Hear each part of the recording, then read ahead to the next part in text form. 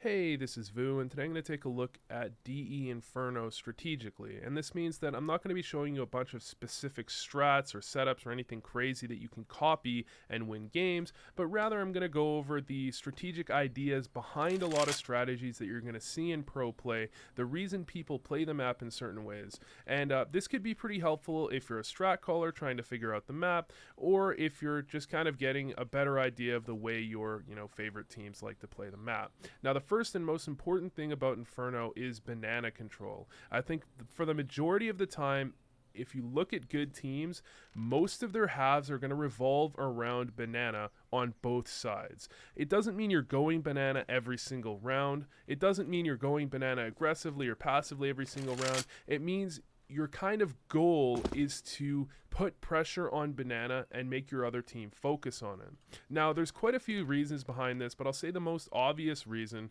there are two of them. One is to kind of isolate the arch side player, and the other is to set yourself up for a Molotov execute on B. If as a T side your opponents give you free top banana control, and you can draw out from top banana control, it's not too hard to draw out some utility with limited utility usage yourself. If you toss a quick smoke towards CT, and you maybe throw a flash over, you kind of fake a little bit of aggression. A lot of the time that's going to draw out a Molotov. They're going to be having to re-smoke top banana consistently to prevent you from doing any sort of cutesy walk-in play. So they really want to contest banana as much as possible to prevent this very simple, you can smoke CT, smoke spools, and molly new box. Something as simple as that is, if your CT side has low utility, if they don't have any Molotovs, something as simple as that is going to find you a lot of wins. It's a very, very simple execute to run that will find a high level of success. So counter-terrorist teams really don't want to be allowing you to do that too easily. They want to contest that banana as long as possible to draw out a lot of terrorist side utility to prevent you from having too much utility when you get to top banana. And the other thing they want to do is that banana is not actually a spot that you can hold permanently.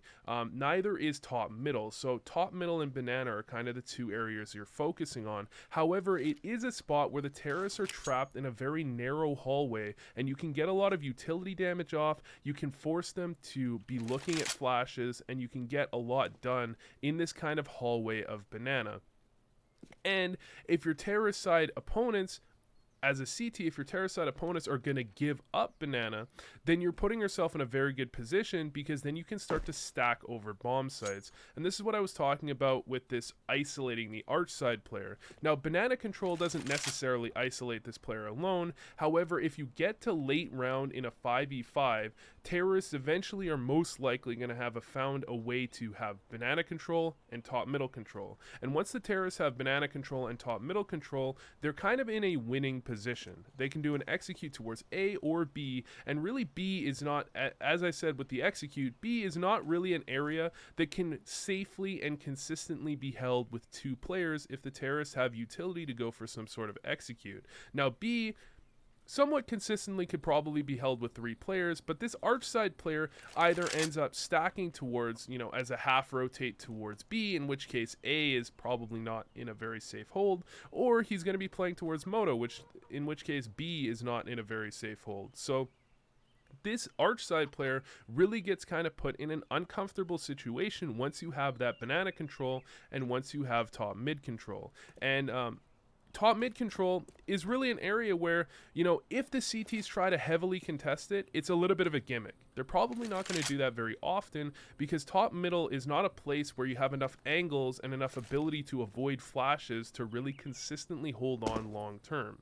So what you're really trying to do at top mid is you're trying to draw out their two smokes, the two smokes that really stop you from being able to contest middle, and towards banana, you're trying to push them back from these aggressive plays. So you're going to see most teams are going to throw this Molotov car. Almost every team will throw this. The Molotov car prevents a peek in front, and it prevents a peek behind if you throw it correctly, and it just slows down a little bit of aggression.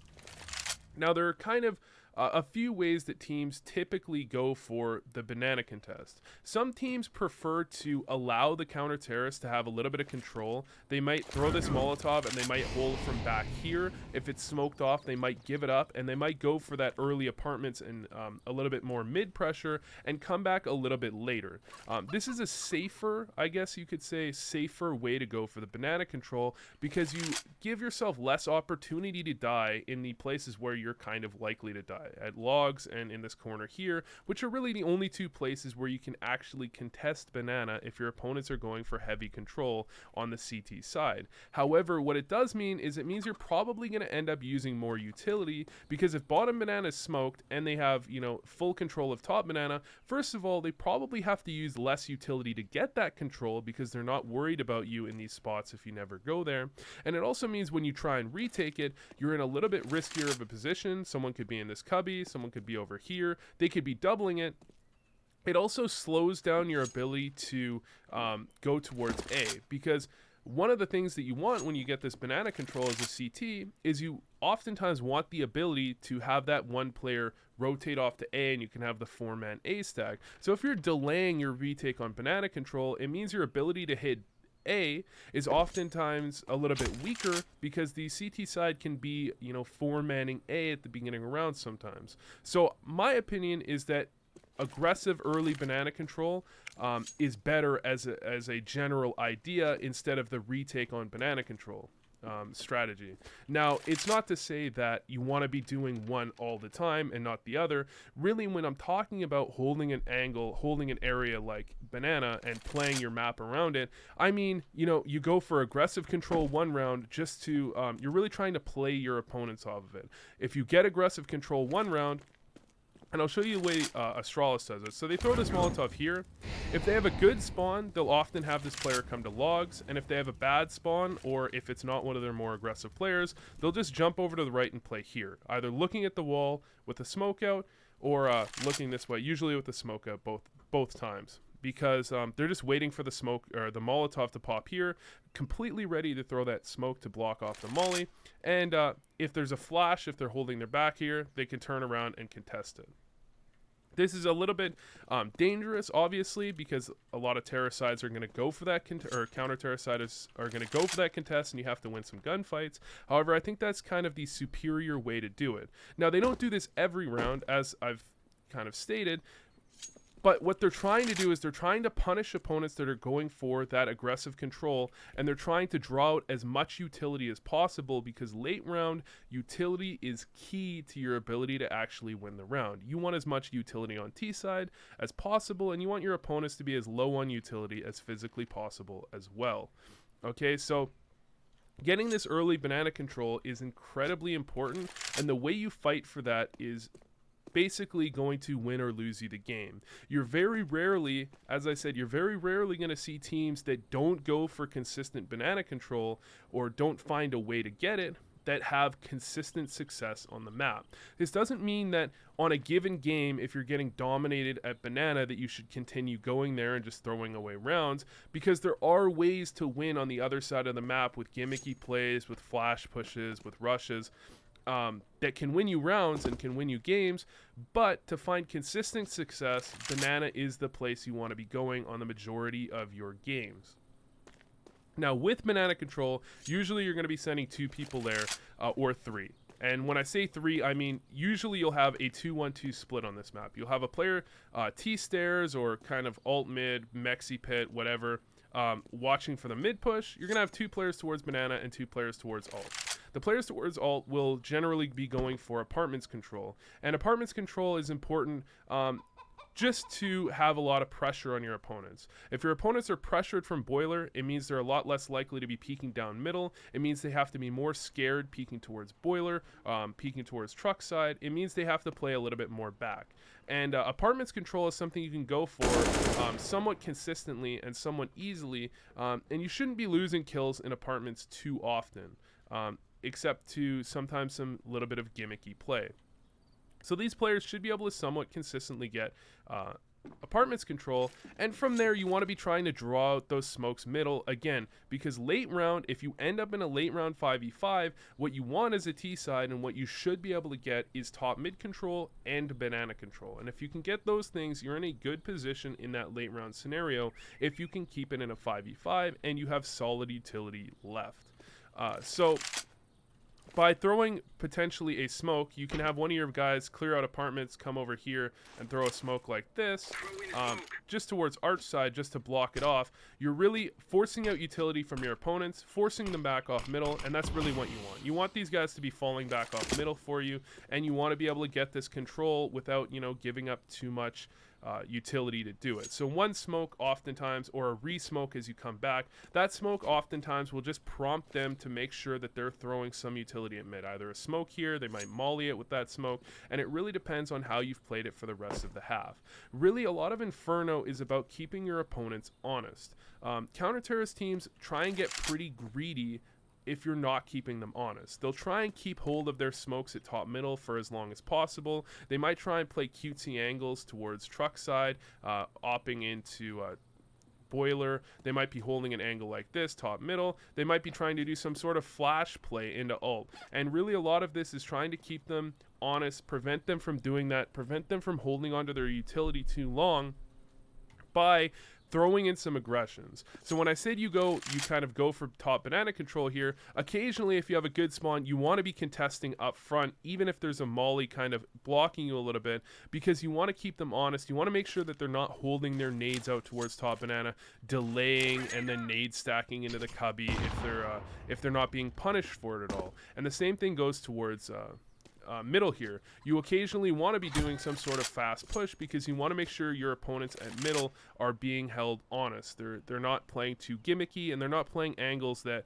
you can exploit by doing these sorts of fast plays. That's why you'll sometimes see teams do this type of pop out apartments here with, you know, 3 players with a flash off of there, and oftentimes they'll toss a flash off, or, you know, over the wall as well, because they're trying to make sure that they catch their opponents off guard if their opponents are playing gimmicky off angles, if they're not, you know, playing standard, you know, safe areas. And oftentimes when you look at Inferno, if people play too safe, that means they're probably, you know, too safe is giving up middle. And if you give up middle, you're putting yourself in a very uncomfortable situation because you're giving your opponents plenty of time to be able to fake you. Again, you're not giving your arch player a comfortable situation, and you're putting yourself in a bad situation as counter-terrorists. So as a T side, you want to be drawing out utility whenever you can, you know, going for that top mid, top banana control. And when you have that kind of base where you can get that banana control when you want, then you don't have to go for it every round. You can throw that molly towards car,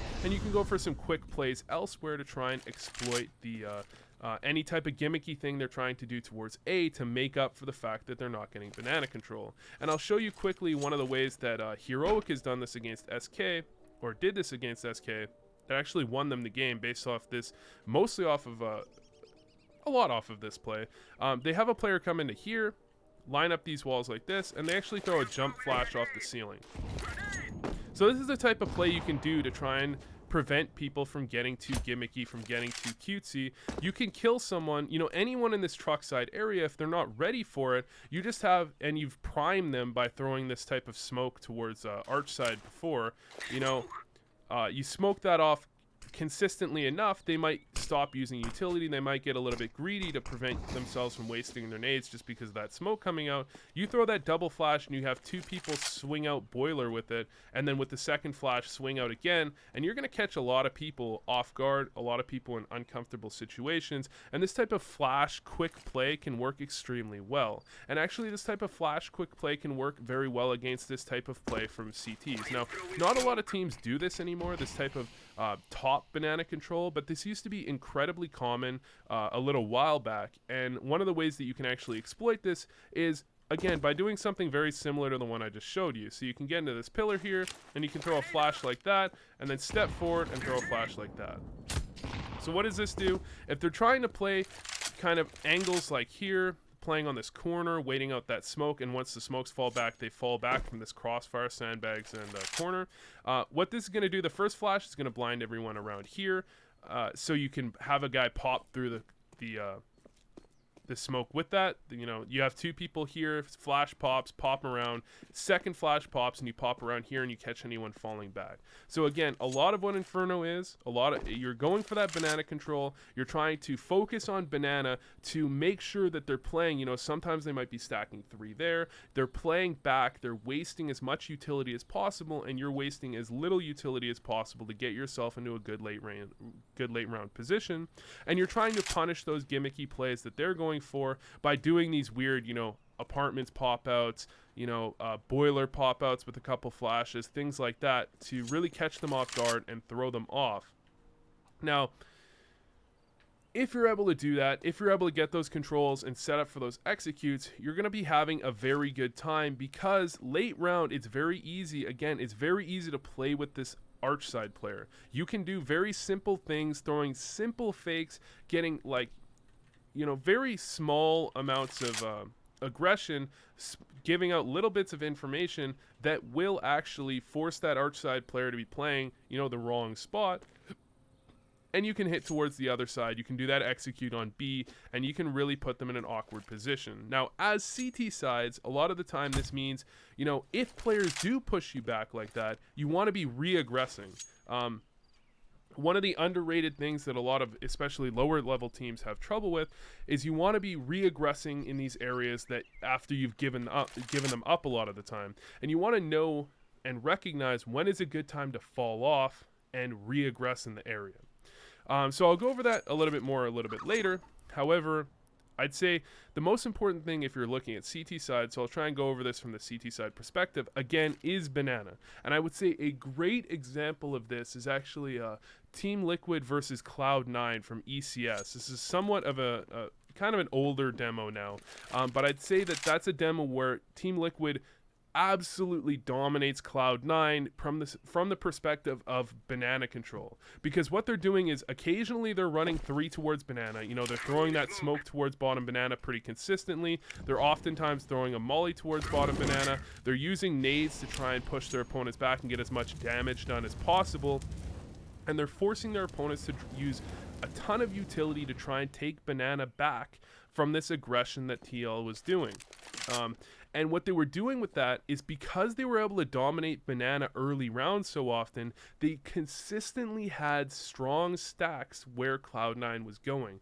Oftentimes, I believe like 4 or 5 times and a half when I watched that demo, TL had a 4-man stack A when Cloud9 was going towards A, and they had a 3-stack B when Cloud9 was going towards B, because they had so much information off of this banana push, and they had so much, they basically had their opponents, you know, shook. You know, their opponents were very worried about banana. They were consistently getting beat down whenever they went towards banana, and so TL could play off the back of that and have aggressive players soloing banana, you know, into the middle of the round. They could have, with that, obviously you have four stack. They would have 3 players banana at the right time when they were going for that aggression, because obviously when you're going for heavy contest of banana, oftentimes you want to have 3 players there. And of course, one of the ways you can do it, and the way I like that TL did it, is you do it with a flash like that. So you can have this flash primed, and that's going to blind pretty much all of bottom banana. So you have a smoke at the bottom and a molly there. You wait for the flash, peek out with the flash, and you try and contest this banana. But again, you're running your half oftentimes based off that banana control. You force your opponents back, you force them to use a lot of utility, you hold on banana, and then you switch it up a little bit. You know, maybe you're going for heavy banana control with 3 people. The next round you make it look like the same thing, but you can easily only send 1 or 2 players there. And if you're given that banana control, you know, if your opponents want to give it to you, say, you know, take it, say thank you. I'll take that round, you know. You can get a player in very good positions and get a lot of information and do very strong stacks just by having the info that your opponents are, you know, not contesting banana early. Now, most teams, you know, a lot of teams will be trying to contest banana, and that's where things get a little bit interesting. Now, hopefully you want to be getting, you know, a lot of damage done when they do try and contest banana, and sometimes you want to use more utility than you're comfortable using on banana because you want to prevent them from being too happy with that banana control. Maybe one round you use a couple Molotovs, and a little bit more utility than you want to consistently use, but what that oftentimes will do is that'll force your opponents to be using more utility than they want to be using in the subsequent rounds. It'll put them in very uncomfortable positions if they think that at any point you could be doing, a triple Molotov banana and running straight down it, type of things like that. You want to make them very worried about that banana aggression, so they use all their utility there, and they spend too much focus there and not enough focus towards other areas in the map like top, middle, and like towards apartments. Now when the mid thing comes around, again, mid is a little bit kind of gimmicky to hold on to. You want to hold on to it for as long as possible, but there's really no way for you to hold on to mid forever. So when you're looking at your A play, sometimes you want to rotate in a setup like one on top of balcony or on top of quad there and one below. You might want to rotate in occasionally a setup where you double up arch, but this is, once or twice a half type plays, because the other, the rest of the half, you need to be playing a more standard setup, with your double mid and your player apartments or something like that, and just trying to delay that mid for as long as possible. You oftentimes you're going to end up having one of your players, supporting banana early on in the round. If assuming your team's going for that type of banana control early, which I think they should be, and so you just want to be delaying that mid as long as possible and keeping your utility for later, and allowing yourself to do potentially a flash retake. I think a lot of people have trouble understanding that because mid isn't an area that you can effectively hold on to in the long term. A lot of the time what you're trying to do is you're trying to make sure as a CT side that you're keeping your terrorist opponents honest, in that they have to be using utility to take control of middle, and if they're using that utility, that's great. You can let them take control of that because you don't want to try and contest if they're using enough utility to safely take middle. You can fall back. You can have maybe someone throw a molly towards truck side to delay them a little bit, especially if it's getting late. And once the time gets to, 25 seconds left, that's on this map, these rotates, it doesn't seem like that long, but in order to rotate from middle towards banana, it actually does take quite a bit of time if you're trying to not be heard, because you need to actually start running, deceptively late to not be heard from sight, and at banana you need to be running or walking deceptively early to not be heard from sight. So once you get to 25 seconds, that's about the time when your opponents have to be committed to a site, and that's when you can start getting these re-aggressions in as CT side. Something like that flash there towards truck side with the player sitting right here. Pop flash, peek it, check what's going on, and if nobody's there, then you can start to get that early rotate off. Now, on the B site, that's also possible. I see people throw flashes that look a little bit like this, I believe, towards top banana, and try and re-aggress that as well with the player here. But this is a lot riskier for a couple reasons. So first of all, this is a riskier angle to be walking up, in my opinion, than the truck angle, because you're at much more of a disadvantage, and it's much more likely that someone peeks out just looking right at you without any prompting, with no flashes or anything. It's much more likely. And this top banana control, it's easier for someone to, even if they're not playing anti-flash, to turn around and get away from you and then turn back and catch you. Or it's more likely that they're playing here like this, waiting for the flash and re-peeking. So I would say banana is a little bit more gimmicky with that type of flash re-aggression, and middle is a little bit less gimmicky, but it's something you could definitely be thinking of, because as a CT side, you have to recognize, again, you're not going to be holding on to top banana and top middle infinitely. You're not going to be holding on to it indefinitely. You're going to have to give it up most likely at some point in the round, and it's okay if you do, but what you want is hopefully you want to have a pick at some point, or some sort of advantage around that. And if you don't, you have to recognize that sometimes you're going to have to get re-aggressive, in a little bit gimmicky of a fashion, where if they're standing there, they do actually take you out. But you have teammates, players playing A that have a good feeling about it. They have a good read on it. They can throw, they can get re-aggressive and check those spots and check if they're pushing and get more information out of it. Now, one thing about Inferno on CT side is that you can have a lot of opportunity to find op picks, and that's one of the most important things on this map. a T-side opper, it's very uncomfortable to op on T-side, but on CT side, there's a ton of angles for you to be playing where you can find entries, where you can find people off guard, and this is the situations where it's, you know, it's getting better and better to be able to give up that map control if you have an opper that can find those entry picks early, that can get aggressive, you know, keep them honest in apartments by playing in here. I almost forgot to say that, you know, apartments is important as well. As I said, as I've been restating over and over, keeping your opponents honest is important. Apartments isn't a specifically very important place to hold, although of course it's not unimportant. But you don't need to be hard contesting it all the time, but you do want to prevent your opponents from, you know, rushing boiler and getting a player in boiler basically by the time you get to truck side, you know, 130. You want to keep them honest and prevent them from doing anything like that. Make them use that utility. And to do that, you can do things like occasionally you can have a player off boiler or player in boiler. You can occasionally double up apartments maybe, playing this angle and this angle. Or you can have an opper, you know, holding this, and maybe a rifler on the left side. This is kind of the way G2 used to like to play. You have a rifler kind of looking here and the opper looking here. This is one of those once or twice a half things, maybe once a half. Just to make sure that your opponents are honest, that they're not over aggressing in apartments without taking enough precautions, without holding their angles consistently. And the same goes for like some sort of alt mid window push. Just make sure your opponents are honest, and if they're not being honest, you can try and catch them off guard with it. So, breaking down Inferno, banana control is incredibly important.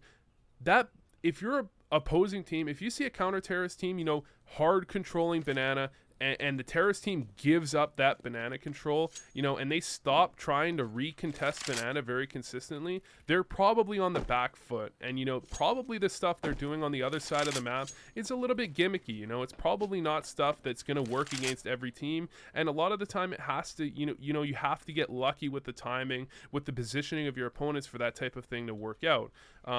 So banana control, very pivotal. And past that, you want to make sure you're keeping your opponents honest. If you see they're not using their utility, if they're getting too greedy in an area, they're not using their smokes early enough, they're holding onto their flashes too often, then you can do plenty of different plays that kind of catch those specific situations off and catch them with their pants down when they try and do those sorts of things. So anyways, thanks for watching, and I hope this helped.